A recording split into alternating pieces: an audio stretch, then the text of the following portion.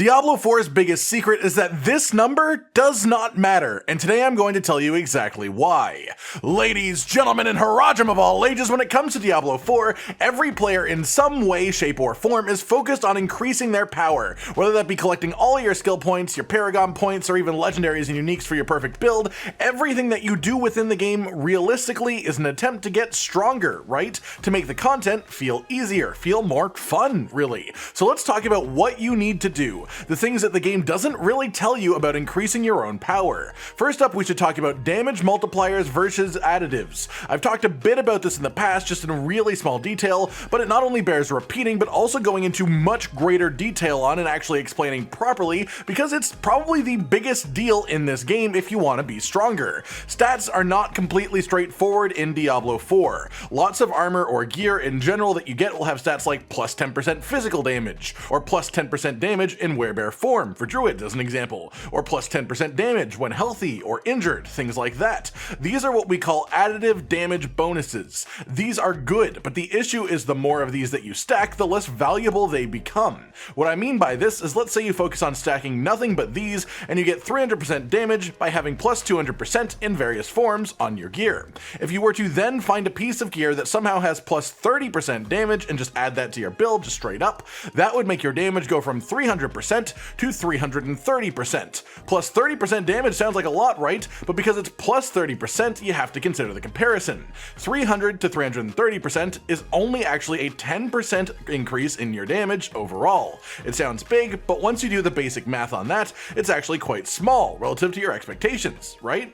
Then let's look at something like crits. When you crit with an attack, by default, it raises the damage by 50%, and you can increase that separately with any skills that have plus crit damage under various situations. Crit itself is a multiplier to your base damage, and everything that adds onto crit damage stacks with that. This is what we call a damage bucket. Everything to do with just base damage increase is one bucket because it all stacks with each other additively. Everything to do with crit is a different bucket because it all stacks with each other additively. Everything to do with vulnerable as a debuff is the third damage bucket, and then everything to do with overpower is the final damage bucket. Each bucket here is essentially a separate multiplier. As a result, you should try to mix your stats between these buckets that your class can access, rather than just stacking up one of them. To explain what I mean in a more approachable manner, let's go back to the base damage stacking I was talking about earlier. Let's say that you are at 250% damage total, which means that you have 150% bonus damage in various ways from your gear.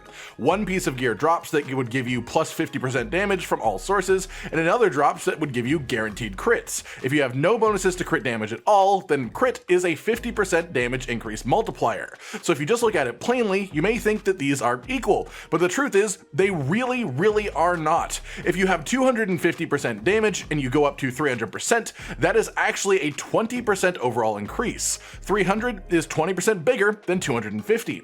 However, if you were to multiply 250 by 1.5, which is what crit would do, you actually get 375% of your original damage. This is such a ridiculously larger bonus, even though both of these would say 50% in technical terms, and that is why understanding these damage buckets really matters. That said, I'm not telling you to stack crit to the moon either, because the thing is, the best way to use this information is to split your stats as evenly as possible between the separate buckets. You want lots of base damage increase, you want lots of crit chance and lots of crit damage increase, you want overpowers if your class can give you them for a third multiplier, but most importantly, the biggest thing here is the vulnerable debuff.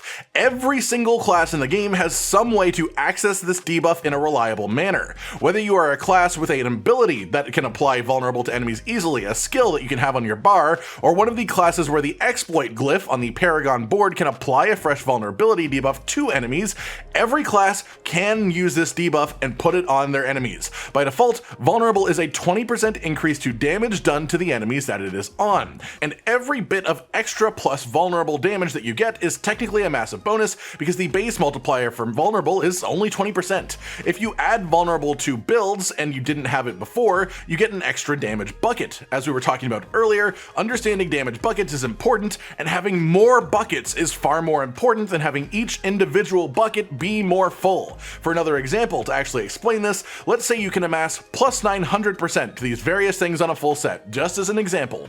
If you were to put all of that on damage, you would have 1000% of base damage, right? If you somehow got to 100% crit chance, but then you split your damage bonuses so that you had 500% damage and then 550% crit damage, because crit damage is a base is 50% bonus, that would make the final increase be 2750% of base damage. Then let's add vulnerable into the mix here. We will still count crit as 100% just for the sake of even numbers, so let's say that we add 300% to base damage, making that 400% total. 300% increases to crit damage, which would make that 350% total, and then 300% increase to vulnerable damage, which would be 320% total, because again, vulnerable is 20% increase as a base. Well, that would be 400% times 3.5 for crit, then times 3.2 for vulnerable, which leaves us with a total of 4,480%, which is obviously much larger than either of the two other numbers. To round that up, stacking purely damage would be 1000%. Stacking damage and crit with the same values would be 2750%. Stacking damage, crit,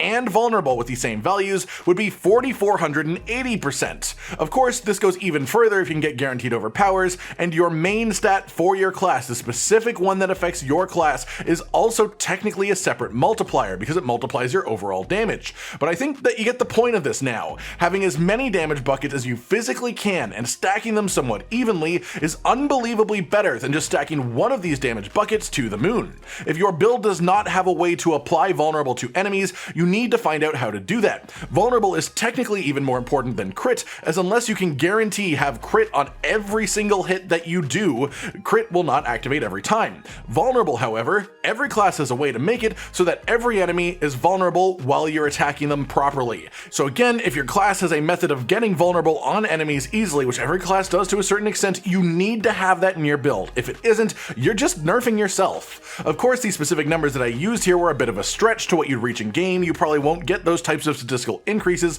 but they were just an extrapolated example. The same principles would apply if you had barely any stats and you split them the same ways that I said. Gaining different multipliers to your damage is way more important than gaining additions to the multiplier you already have. The other thing that leads us to then is the attack power number on your character sheet. This thing right here, it's basically honestly meaningless. Yes, it has some information tied to it, but do not adhere to this like it's the holy grail of knowing how good your build is. You know why? Here are my rings. One of these has plus 19.8% damage to close enemies, and in my build, I always am close when I'm dealing damage. It has 11.5% increased resource generation, which is important because without resources, I can't press my core skills, which is where all of my damage comes from. So more resource is literally more damage. It has plus 3.6% crit chance, which obviously lets me get the crit multipliers active, and we talked about how good that is. It also has plus 20.4% vulnerable damage, and that is a ton of good stats, right? Those are all things that increase my damage a dramatic amount. Based on all the math we just went through, every one of those things on this ring is valuable and increases my damage. It is a good split of multiple damage buckets, and everything there matters, right? Well, with that ring equipped, my attack power is 6,888. If I were to simply remove that ring, put it in my inventory, have nothing in that slot at all, my attack power is 6,888. And this isn't even mentioning the loss of the legendary aspect that was on that ring too. In fact, I can unequip every single piece of gear that I have without having willpower on it or without being one of my weapons, and my attack power will still stay at 6,888. That is a ridiculous loss of stats, yet the attack power number itself does not change. That's silly, right? Clearly, every single thing I'm talking about here will affect the damage of the build overall, yet removing these and then equipping them back will have no effect on attack power in the slightest. This shows you that the attack power rating is honestly sort of arbitrary. It essentially shows you the weapon DPS of the weapons you have equipped times the multipliers of your 4 main stats, and not much of anything else at all. It does not count what skills are on your bar, it does not account for crit, it does not account for vulnerable or overpower. Essentially, this is the most raw possible understanding of power in this game, by which I mean it is entirely inaccurate to how strong you actually are. If you try to judge the strength of a build solely by attack power, you will find yourself scratching your head why the 10,000 attack power build is actually much worse than a 6,000 attack power build. The answer is that stats matter a lot more than just pure base attack power. Legendary aspects matter a lot, uniques matter a lot, and most importantly, genuinely most importantly, understanding your damage buckets and proper damage multipliers matters above all else. Math is a really cool thing. And this was basically just a really long PSA at the end of the day. I feel sort of like a Diablo 4 math teacher right now, but I've had a lot of questions come in from you guys about damage in this game and what to focus on if you want to make your own builds, and essentially this is the answer I have for you. Don't focus on any one thing by itself, focus on all of these different things. I hope I didn't lose you in the math of it all, but the simplest way to look at it is this. Base damage increases are good, your main stat is good too, it is also a different multiplier. Crit is incredible, and you should have access to crits. Overpower is great, and you should have access to those if your class can guarantee them.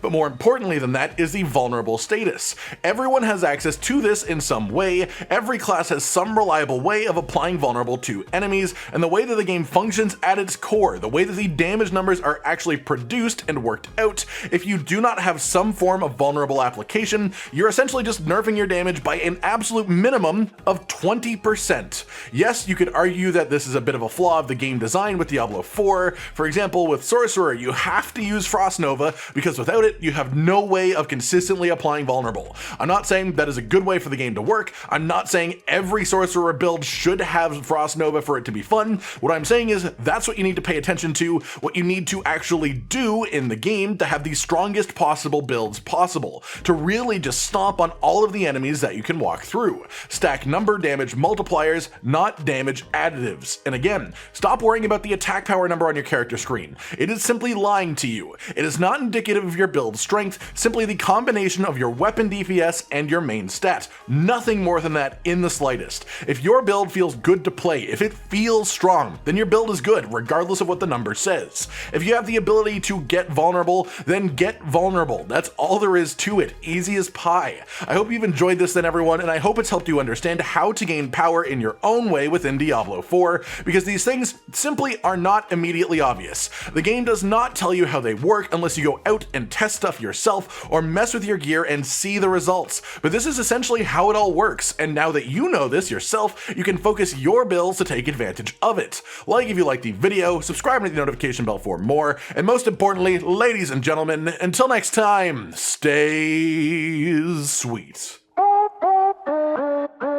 Josh, Cotton, and Hollow with the videos, dropping the humor like a hammer on your tippy toes, bringing entertainment on a daily arrangement to take our insanity and turn it into entertainment. Yes, I said entertainment twice, to reiterate that it is nice to look into your faces on a mostly daily basis when you let us in your homes to make the whole world a stage. Goodbye.